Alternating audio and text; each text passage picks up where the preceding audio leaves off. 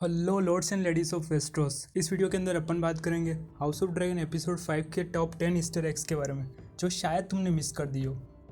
तो वीडियो को शुरू करें उससे पहले मैं मान के चल रहा हूँ कि तुमने एपिसोड 5 का एक्सप्लेन वीडियो देख लिया होगा मेरा, जिसके अंदर मैंने बहुत सारी चीज़ें बताई है जो बुक्स के अंदर है और शो के अंदर नहीं है। तो वो सारे भी ईस्टर एग्स ही है। तो ये वाला वीडियो करते हैं शुरू बिना किसी स्पॉइलर के। नंबर 10 ब्रॉन्ज बीच। देखो, इस बंदी को ब्रॉन्ज इसलिए कहा जाता है क्योंकि इसके आर्मर का कलर और आर्मर का जो मेटल होता है वो ब्रॉन्ज कलर का होता है। लेकिन स्टोरी यहीं पे ख़त्म नहीं होती। हिस्ट्री में अपन थोड़ा पीछे जाए तो डॉन ऑफ एज और एज ऑफ हीरोज़ के टाइम पर जो एरे वाला किंगडम है, यहाँ पर पूरे हाउस रॉयस का ही राज होता है। लेकिन जब वेस्ट्रोस में एंडल इन्वेजन होता है उस टाइम पर हाउस एरन बहुत ज़्यादा पावरफुल हो जाता है और उस टाइम पर ये हाउस रॉयसे को बहुत बुरी तरीके से हरा देता है। अब इनकी ये हार से पहले जो भी सारे किंग्स होते थे एरे किंगडम के, हाउस रॉयस के, उन सबको ब्रॉन्ज किंग कहा जाता था। इसके अलावा हाउस रॉयस का तुम ऑफिशियल सीगल देखोगे तो वो भी एक ब्रॉन्ज की बनी हुई प्लेट है।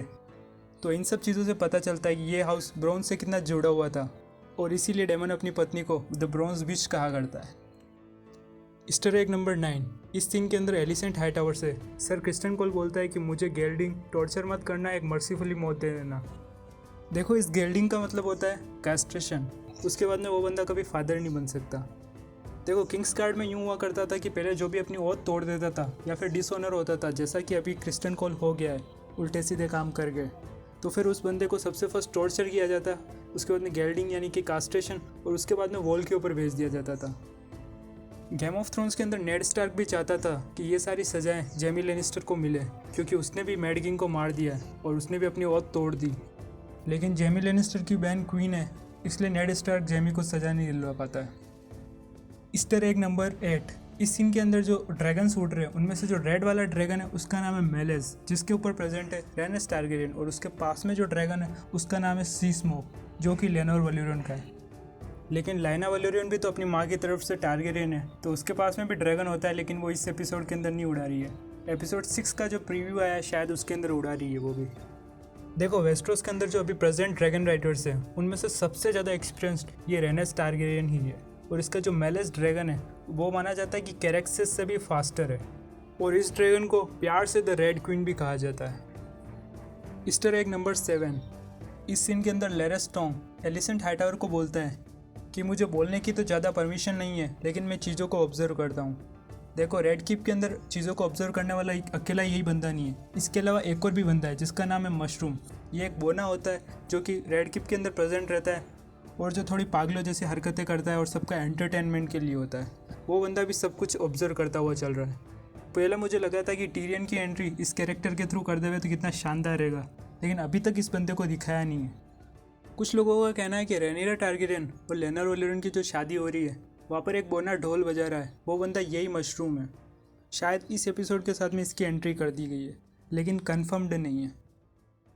Easter egg number 6। देखो, इस एपिसोड के अंदर एलिसेंट हाईटावर ग्रीन कपड़े पहन के आ जाती है रॉयल वेडिंग के अंदर, जो कि उसको नहीं करना चाहिए था।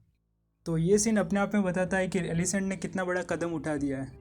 इसके अलावा उसकी और हॉबर्ट हाईटावर की जो बात होती है वो भी यही सब सिग्निफिकेंस करती है कि ग्रीन्स की शुरुआत हो चुकी है, और इसीलिए अगर तुम्हें पता हो तो एपिसोड का नाम भी वो रख रखा है वी लाइट द वे, जो कि हाउस हाईटावर के ऑफिशियल वर्ड्स है। सब कुछ ग्रीन्स वाले की शुरुआत यहाँ से हो गई है। Easter egg number 5। इस एपिसोड में जो हार्विन स्ट्रॉन्ग है वो रेनिरा के पास में आके डांस करता है। इसके अलावा अगर तुमने पिछले एपिसोड में नोटिस किया हो तो रेनिरा को रोकने वाला बीच रास्ते में भी यही बंदा था।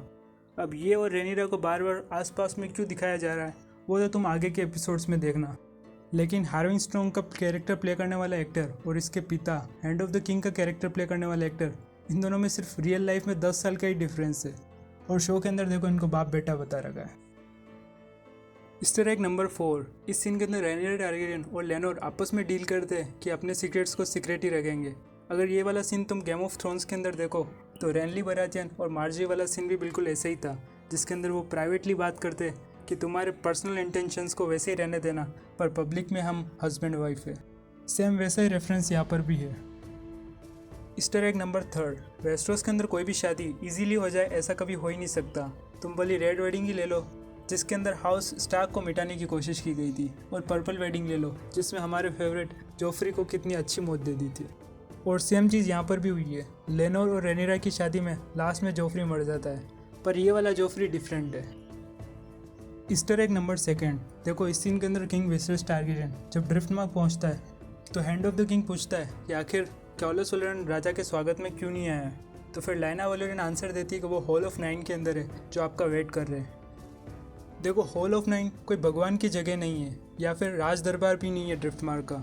ये वो जगह है जहाँ पर 9 वॉयजेस के अंदर कॉलोस वैलेरियन डिफरेंट सिटीज़ के अंदर गया था एसोस से, वहाँ से चीज़ें लेके आया था। अब इस सीन के अंदर अपन एक चीज़ देखते हैं, वो है क्रेब फीडर का मास्क। तो इस हॉल ऑफ 9 के अंदर वो सारे एंटिक चीज़ों का कलेक्शन है जो कॉलोस वैलेरियन एसोस से यहाँ पर लेके आया था या फिर अपने डिफरेंट वॉयजेस से। लास्ट ईस्टर एग नंबर 1 और मेरा पर्सनल फेवरेट, देखो एपिसोड 1 से लेकर 5 तक मैं रेड गिप के सारे सीन के अंदर यही चीज़ नोटिस कर रहा था कि इनके वॉल डेकोरेशंस कितनी शानदार लगा रही है। अगर तुम भी चाहो तो घर पे ऐसे मंगवा सकते हो, लेकिन फिर घर वाले तुमको पीट दे तो मैं नहीं जानता। तो ये सारे एपिसोड 5 के ईस्टर एग्स थे जो मैंने तुम्हें बताया। देखो यही नहीं, वॉल डेकोरेशन के अलावा मैं बहुत सारी और भी छोटी मोटी चीज़ें नोटिस करता हूँ, लेकिन मेरे को लगता है कि तुम लोगों को शायद इंटरेस्ट नहीं होगा या फिर इंडिया में एक बार लोग वीडियोस की एक्सप्लेनेशन देख ले, वही बहुत बड़ी बात है। मिलते हैं नेक्स्ट वीडियो में, थैंक यू। और अगर तुमने कोई और ईस्टर एग ढूंढ लिया हो जो मैंने नहीं बताया तो कमेंट सेक्शन में बता सकते हो।